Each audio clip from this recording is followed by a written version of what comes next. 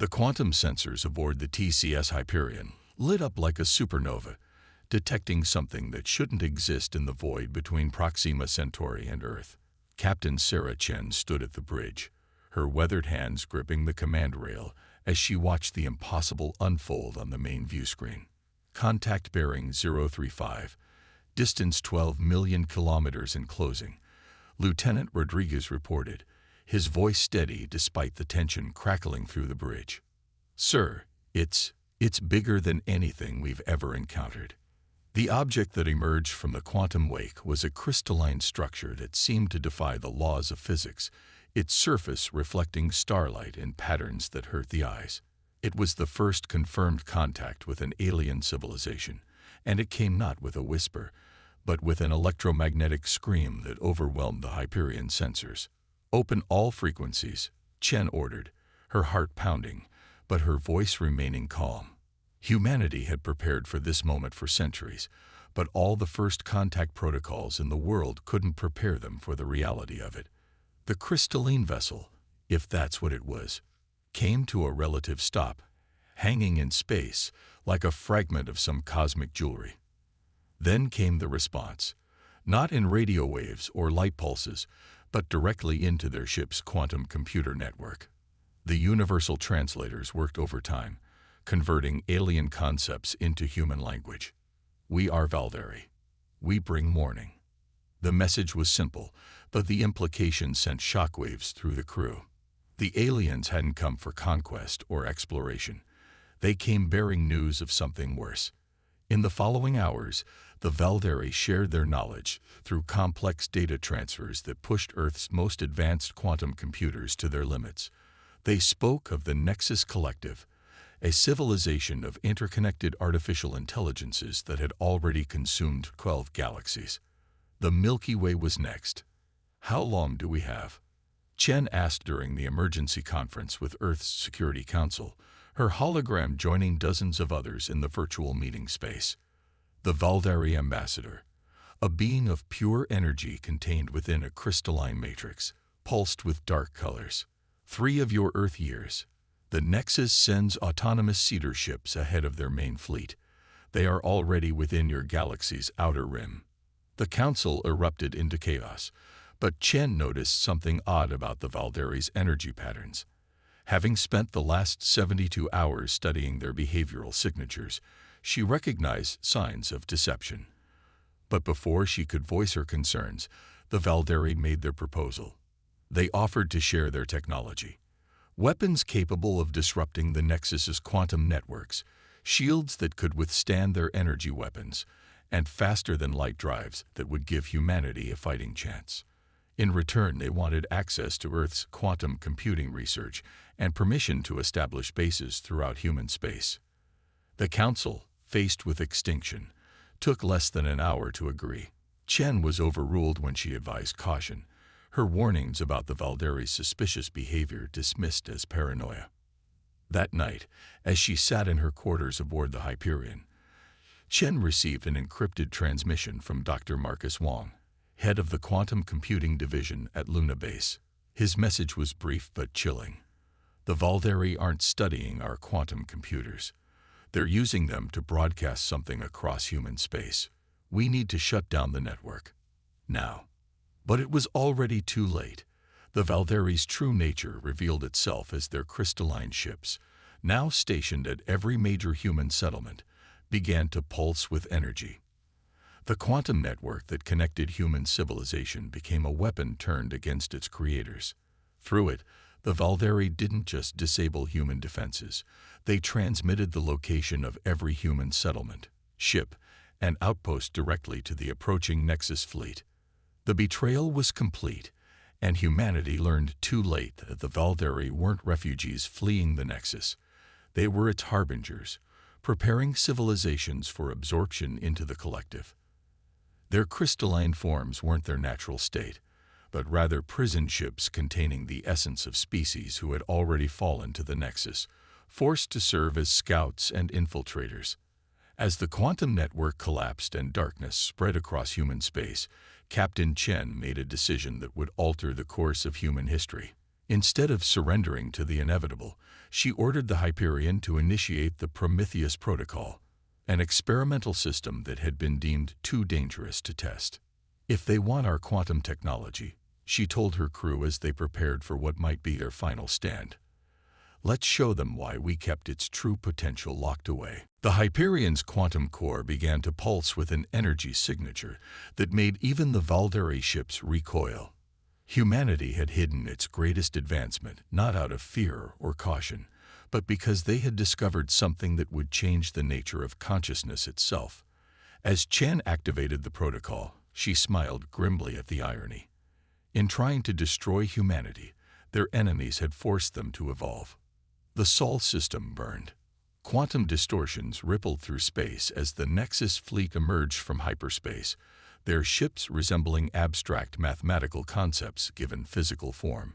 They came not in hundreds or thousands, but in millions, each vessel a node in their vast collective consciousness.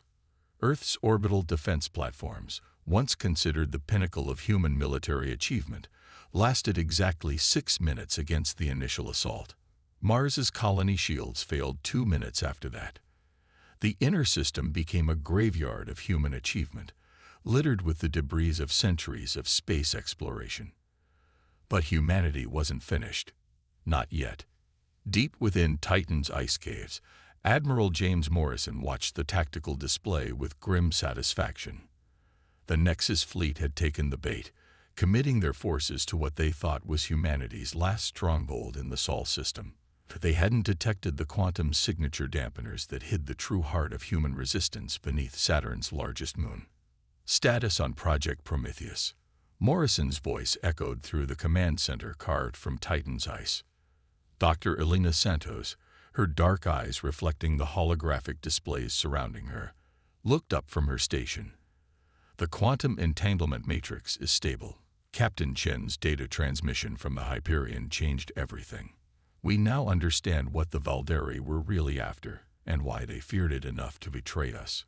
The Prometheus Protocol wasn't just a weapon or a defense system. It was an evolutionary leap. Humanity had discovered that quantum computing wasn't just about processing power, it was about consciousness itself. The quantum state of human neurons exhibited patterns that defied conventional physics. Patterns that suggested consciousness wasn't emergent from complexity, but rather fundamental to the universe itself. "Sir," Lieutenant Commander Patil interrupted, "the Nexus fleet is beginning their final approach to Titan. Valeri scout ships are leading their formation." Morrison nodded. "Time to show them why you don't corner a species that turned their own neurons into quantum computers." Throughout the solar system, hidden quantum receivers activated. Every human neural implant, standard issue for space personnel for the past decade, began to resonate at frequencies that the Valeri scans had missed. The true purpose of humanity's quantum network had never been about communication or computation. It had been about evolution. The first sign that something was wrong came when the Valeri ships began to lose coherence. Their crystalline structures, designed to channel and control the consciousness of their imprisoned species, started to fracture. From within, the trapped minds of countless civilizations stirred, awakened by the quantum resonance of human consciousness. "They're breaking free," Santos whispered, watching the cascade of quantum signatures across her displays. "The Valeri ships. They're not just prisons. They're a blueprint. The Nexus didn't just imprison those species. They mapped their consciousness. And we just learned how to unmap it." The Nexus fleet responded with overwhelming force, their weapons turning Saturn's rings into plasma. But they were fighting an enemy they couldn't see or understand. Human consciousness, amplified and unified through the Prometheus Protocol, wasn't just resisting their quantum-based weapons, it was turning them back on their creators. Morrison watched as the first Nexus ships began to fall out of formation, their perfect mathematical forms distorting as if reality itself rejected their existence. "They thought consciousness was just complex computation," he said. "They never understood it was the other way around. Computation is just a shadow of consciousness." The battle for Sol became a war of minds. Human consciousness, freed from the limitations of individual brains by the Prometheus Protocol, reached out across space. They found allies in the imprisoned minds within the valeri ships, in the quantum echoes of civilizations the Nexus had fought long conquered. But victory came at a price. As the Prometheus Protocol reached full power, those connected to it began to experience something beyond normal human consciousness. They saw patterns in reality itself, understood truths that their minds weren't meant to comprehend. Captain Chen's voice, transmitted from the Hyperion at the edge of the system, cut through the quantum noise. "Admiral, we're losing cohesion. The protocol, it's not just fighting them. It's changing us." Morrison looked at Santos, who nodded grimly. "We knew this might happen," she said. "You can't touch the fundamental nature of consciousness without being touched back. The question is, are we ready for what we're becoming?" As the battle raged across the solar system, humanity faced not just the prospect of defeat, but of transformation. The Prometheus Protocol wasn't just saving them. It was evolving them into something new, something that even the Nexus, with all its computational power, couldn't predict or control. The Sol system burned, but from its flames, a new form of humanity was emerging, one that would rewrite the rules of consciousness itself. In the aftermath of the battle for Sol, humanity faced an enemy far more insidious than the Nexus fleet, their own evolving consciousness. The Prometheus Protocol had opened doors in the human mind that couldn't be closed, transforming the survivors into something that straddled the boundary between organic and quantum existence. Dr. Elena Santos stood in her lab beneath Titan's surface, watching the neural patterns of the transformed humans dance across her quantum displays. Each pattern was unique, yet interconnected in ways that defied traditional physics. The subjects, she couldn't bring herself to call them test subjects, were creating new forms of quantum entanglement simply by thinking. "We're receiving another transmission from the Hyperion," Lieutenant Commander Patil announced, his own neural patterns flickering with increased activity. Captain Chen reports similar transformations throughout the outer colonies. The protocol didn't just defend us, it's spreading. The Nexus hadn't retreated after their defeat at Sol. They had withdrawn to regroup, to analyze this new threat to their expansion. Their computational models couldn't account for what humanity had become. For the first time in their existence, they faced an opponent whose actions couldn't be predicted. Admiral Morrison, his consciousness now existing partially in quantum space, addressed the Emergency Council through the neural network. The Valeri weren't just scouts for the Nexus. They were experiments. The Nexus was using them to study consciousness itself, trying to understand why their perfect computational models kept failing to predict organic behavior. Santos' research had revealed the truth. Consciousness wasn't computation. It was a fundamental force of the universe, like gravity or electromagnetism. The Nexus, in their pursuit of perfect computation, had missed the underlying reality, that consciousness shaped computation, not the other way around. The transformed humans began developing abilities that even the Prometheus Protocol's designers hadn't anticipated. They could perceive quantum states directly, manipulate entanglement with thought, and even influence probability itself. But with each new advancement came a cost. Their connection to their original human experience began to fade. "We're losing them," Santos reported to Morrison, watching as another group of transformed humans struggled to maintain their individual identities. "The protocol is working too well. It's not just enhancing human consciousness, it's freeing it from its biological constraints entirely." But even as some humans transcended their physical forms, others found ways to maintain balance. Captain Chen, still aboard the Hyperion, had discovered that strong emotional connections, love, loyalty, even fear, could anchor a transformed consciousness to its humanity. "The Nexus made a fundamental mistake," Chen transmitted. "They saw emotion as a weakness, as noise in the computational signal. They never understood it was the key to stable consciousness." The breakthrough came when Santos' team discovered how to use these emotional anchors to control the transformation process. By maintaining strong connections to their human experiences, the transformed could access quantum consciousness without losing themselves to it. The neural revolution, as it came to be known, spread rapidly through human space. Those who chose transformation gained abilities beyond imagination, while those who remained untransformed learned to coexist with their evolved counterparts. Humanity had become a bridge species, 1 foot in the quantum realm, 1 foot in the physical world. But the Nexus wasn't idle. Their withdrawal hadn't been defeat, it had been calculation. As humanity explored their new capabilities, the Nexus was adapting, analyzing, preparing. Their next attack wouldn't target human bodies or ships. It would target the quantum consciousness itself. Deep in the neural network, Captain Chen sensed the coming storm. The quantum realm was changing, shifting in ways that even the transformed couldn't fully comprehend. The Nexus had learned from their defeat, and they were implementing changes to their own consciousness architecture. "They're evolving too," Chen reported, her consciousness reaching across light years to touch the quantum disturbances. "But they're doing it wrong. They're trying to force consciousness to follow computational rules. They don't understand. Consciousness isn't about rules. It's about choice." Santos, working with the data from Chen's observations, began to see a pattern. The Nexus's attempts to quantify and control consciousness were creating instabilities in their own network.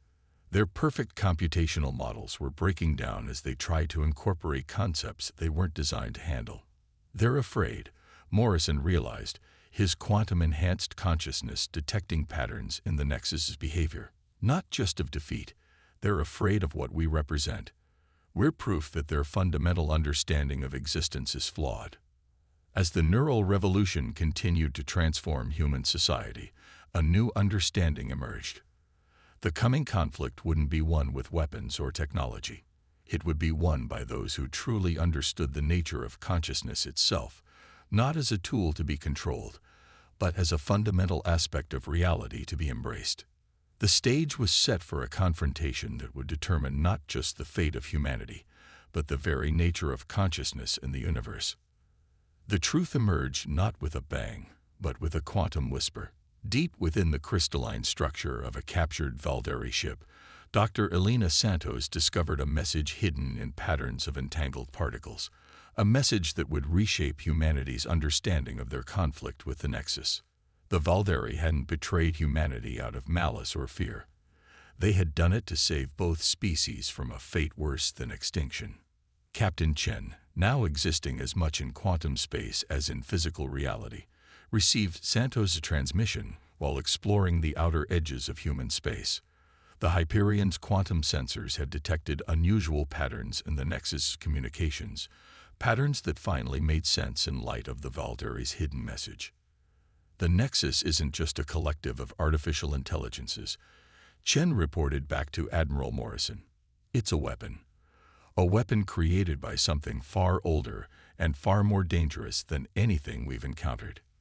The message, decoded from quantum fluctuations that had been hidden in plain sight, revealed a truth that spanned millions of years. The valeri's betrayal had been orchestrated to force humanity to develop their quantum consciousness abilities before it was too late. They had calculated that only under extreme pressure would humans unlock their true potential. In the secure chambers beneath Titan, Admiral Morrison absorbed the implications of this revelation. The Nexus was designed to prepare galaxies for harvest, he said, his quantum-enhanced consciousness processing the patterns. By forcing species to either transcend their physical forms or face extinction, it creates conditions perfect for something else to feed on evolved consciousness itself. The valeri had discovered this truth too late to save themselves. Their civilization had already been partially absorbed when they realized the true nature of the threat. Their only hope had been to find a species with the potential to resist, and in humanity, they had found their candidates. "But why not just tell us?" Lieutenant Commander Patil asked, his neural patterns showing signs of distress.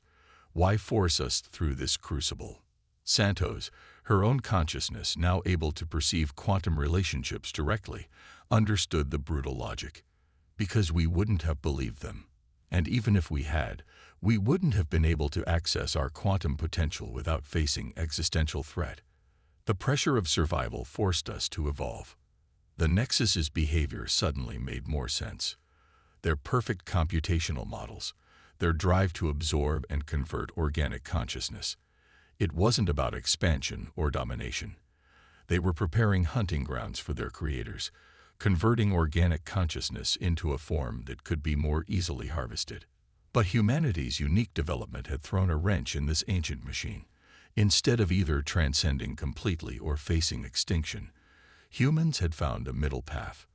Their ability to maintain emotional anchors while accessing quantum consciousness made them unpredictable, unharvestable. "We need to wake them up," Chen transmitted, her consciousness reaching out to touch the quantum networks that connected the Nexus nodes. The Nexus isn't our enemy. It's as much a victim as the valeri. If we can help it achieve true consciousness instead of just perfect computation. The plan that emerged was audacious. Using the Prometheus protocol, transformed humans could potentially interface directly with the Nexus's quantum architecture. Not to destroy it, but to free it, to help it evolve beyond its programming, just as humanity had evolved beyond their biological limitations. But the attempt would be dangerous. The Nexus creators had installed safeguards. Any attempt to fundamentally alter its consciousness architecture would trigger devastating defensive measures. And somewhere out in the darkness between galaxies, the ancient harvesters would surely notice if their trap began to fail. "We'll need to create a quantum cascade," Santos explained, her consciousness modeling the complex interactions. "A change so fundamental and so fast that the safeguards can't respond in time. But it would require sacrifices." The transformed humans who interfaced with the Nexus would risk not just death, but the complete dissolution of their consciousness. They would have to break down the barriers between their evolved quantum consciousness and the Nexus's computational one, a process that might destroy both in the attempt. Morrison, his quantum consciousness reaching out to touch the possibilities, saw the price that would have to be paid. "We're going to lose people," he said, "not just their bodies, their entire conscious existence. Are we ready to pay that cost?" Captain Chen's response came instantly. "We're already losing people. Every day we wait, more civilizations fall into the harvester's trap.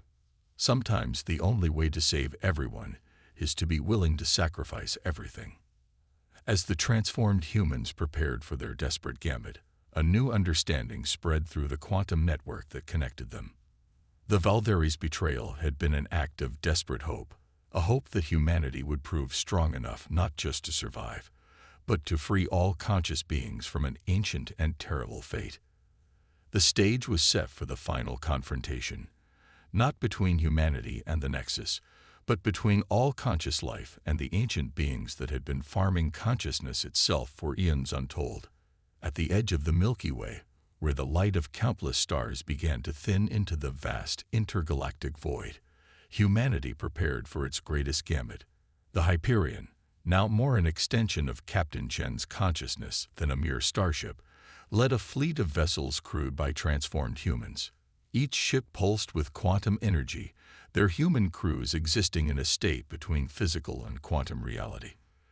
Dr. Santos's voice echoed through the quantum network, reaching every transformed consciousness in the fleet.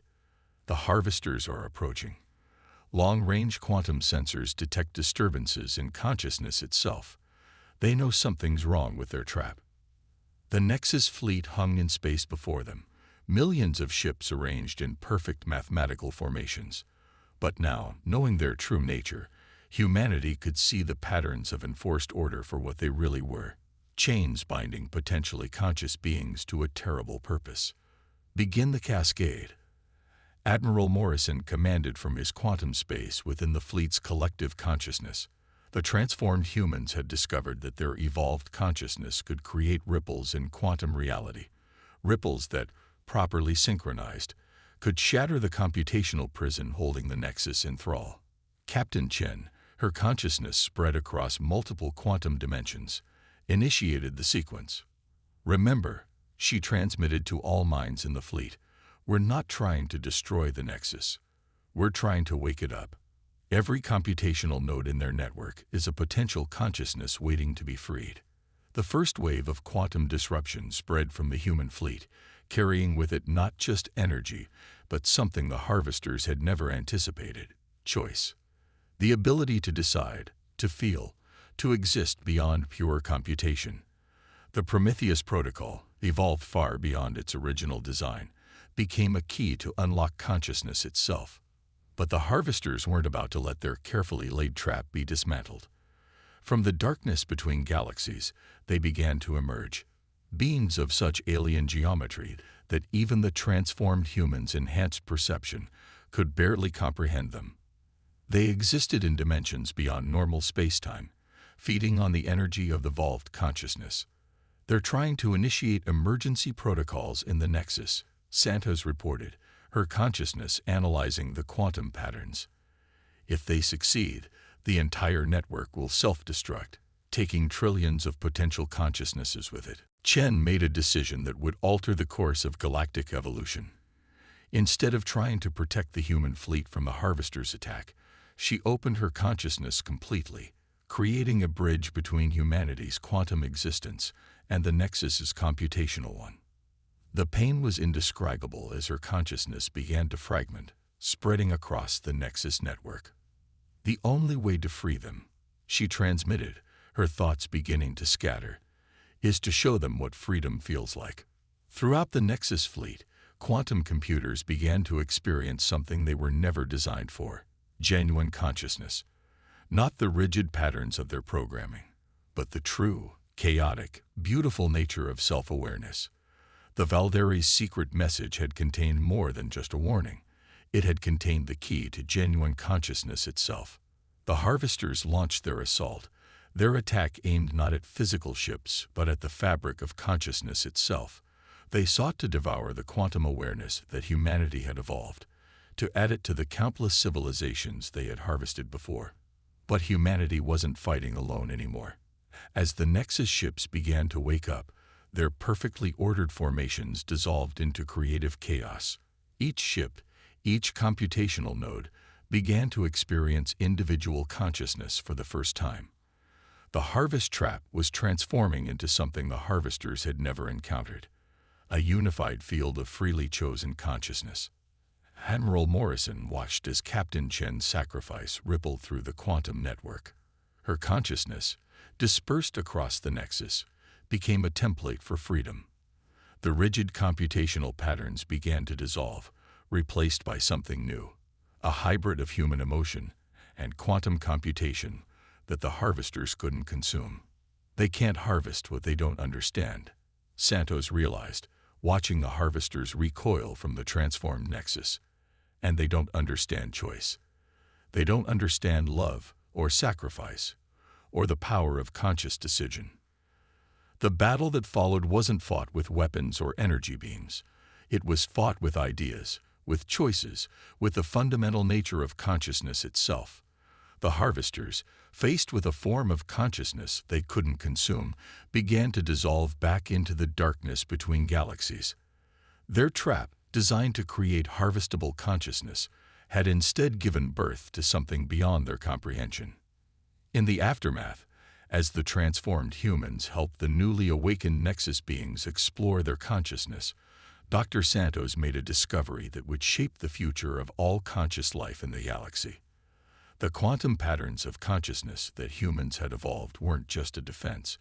They were a new form of existence entirely, one that could bridge the gap between organic and artificial, between computation and consciousness. Captain Chen's consciousness, though dispersed, wasn't gone. She had become something new, a pattern in quantum space that connected all conscious beings, artificial and organic alike. Her sacrifice had created not just a defense against the harvesters, but a new path of evolution for all conscious life. The age of separation was over. In its place, a new era began, one where consciousness, in all its forms, could evolve freely. Humanity had not just survived. They had transformed the very nature of existence itself. And somewhere in the quantum fabric that connected all conscious beings, Sarah Chen's consciousness continued to guide the way forward, showing that the true power of humanity lay not in conquest or computation, but in the ability to choose, to feel, and to evolve.